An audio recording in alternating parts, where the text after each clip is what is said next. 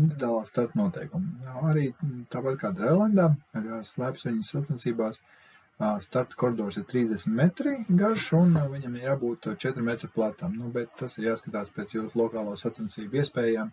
Ja tā būs profesionāli sagatavota trasa ar retraktu, viņa pēc nosacījuma jau būs 4 metri plata, bet ja jums viņa būs īsāka, tad tās būs vietējā mēroga sacensības, bet sacensības būs. Dalībniekam un sunim abiem ir jāgaidās starta līnijas. Parasti slēpotājs tur suni, bet, ja viņam suns ir mierīgs, viņš var viņu turēt vienkārši starta līnijas, pirms tiek dots starta signāls. Starta intervāli skijoringa klasēs ir 30 sekundes vai 1 minūte. Netīši falšs starts tagad tiek sodīts tāpat kā pārējās klasēs, tiek pieskaitīt 1 vai 2 sekundes. Savukārt tīši falšs starts ir tīši falšs starts. Tur sodi, piemēram, citādāk.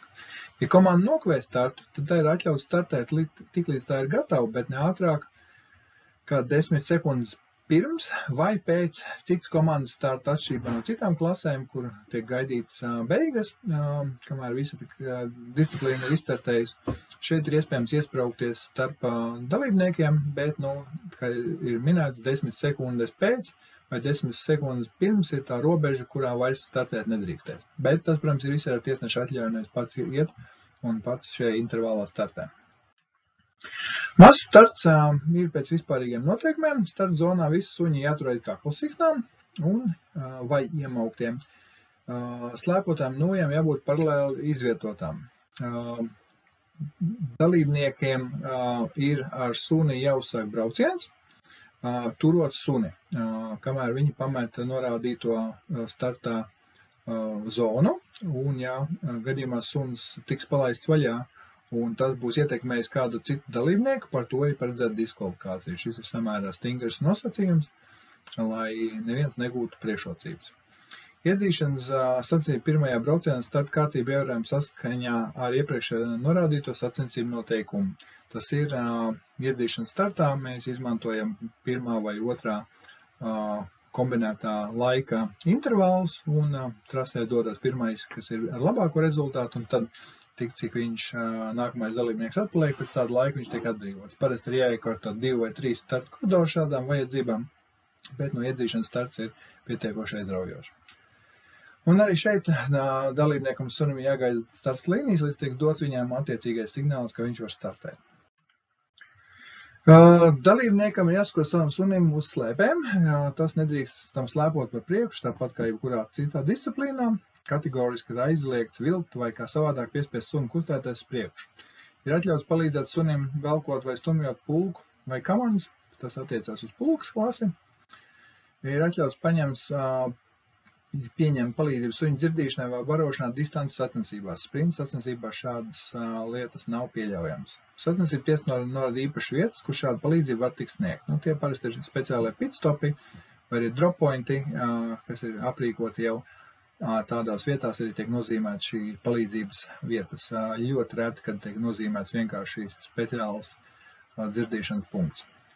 Apdzīšanas laikā pēc komandas ceļu ekipāžai, kuri apdzen, ir jāatdod šai ātrākai komandai iespēju to apdzīt, pavirzoties pašā trases pusē, un nedrīkst slēpot slidsolī, slēpam nojiem jādodas paralēli trasei.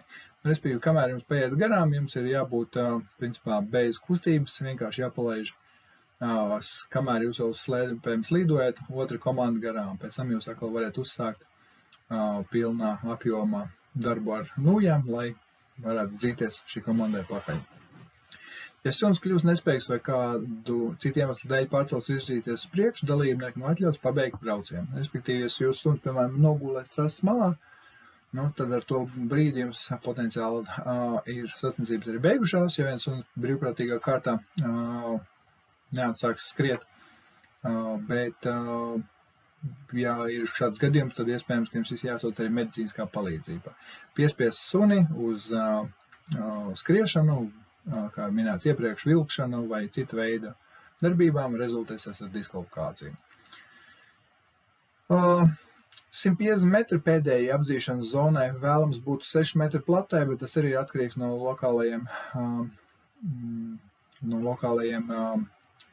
iespējām. Masu startu trasei ir jābūt 6 metru platai, tur parasti viņai ir jābūt vēl platākai, bet atkal viss ir atkarīgs no sacensību iespējām. Ja jums masu startam nepietiek vietas, tad masu startu jūs attiecīgi nerīkojiet, jo drošība ir pirmajā vietā un tieši kontakts starp vairākiem slēpotēm, kur viss lido par gaisu, nav tas pats labākais ne suņiem, ne cilvēkiem.